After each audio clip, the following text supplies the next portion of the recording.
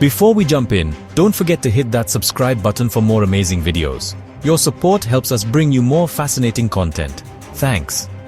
Alright, let's dive into one of the most fascinating transformations in history. The story of how the USSR rose from the ashes of World War II to become a global superpower is nothing short of extraordinary. How did the USSR become a superpower post-World War II? What were the key events and strategies that propelled it to such heights? In 1943, the tide of World War II turned. The Soviet Union, which had been on the defensive, began to push back against the Axis powers. The Soviet victory at the Battle of Stalingrad was a game-changer. This pivotal battle marked the beginning of a series of Soviet offensives that would eventually lead to the defeat of Nazi Germany. Imagine the Red Army, battered but unbroken, launching a series of successful offensives. These offensives not only reclaimed Soviet territory, but also pushed deep into Eastern Europe. They not only liberated Soviet territory, but also marched into Eastern Europe. This expansion was crucial in establishing the USSR's influence in the region. By the end of the war, the USSR emerged as a superpower, standing shoulder to shoulder with the United States. This newfound status was a testament to the resilience and determination of the Soviet people. But it wasn't all glory and triumph. The war had left deep scars on the Soviet Union. The Soviet Union bore immense losses. The human cost was staggering. Millions of lives were lost. Cities lay in ruins. The devastation was widespread, affecting every aspect of life. The economy was in shambles. Infrastructure was destroyed, and the nation faced the daunting task of rebuilding. Yet, under Joseph Stalin's iron grip, the government initiated a massive reconstruction effort, focusing on heavy industry and military might. This was a period of intense labor and sacrifice. Enter the Fourth Five-Year Plan in 1946.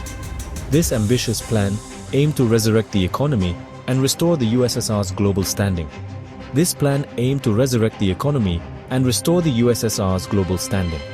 The focus was on rebuilding infrastructure and boosting industrial production. The focus was clear: rebuild and rearm. The Soviet leadership was determined to ensure that the nation would never again be caught unprepared.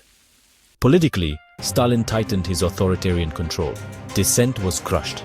The regime maintained a tight grip on power. The one-party regime remained unchallenged. The Soviet government used propaganda and political repression to maintain its authority. Internationally, the USSR extended its influence across Eastern Europe. This was a strategic move to create a buffer zone against potential future threats. Countries like Poland, Hungary, and East Germany saw pro-Soviet regimes rise to power. These nations became satellite states, aligned with Soviet interests. This marked the dawn of the Cold War. The ideological battle between East and West began to take shape. Tensions with the Western allies, especially the United States, skyrocketed. The world was now divided into two opposing camps. By 1947, the USSR had solidified its status as a dominant global force. Its military and industrial capabilities were unmatched in the Eastern Bloc. But this came at a heavy cost. Repression continued.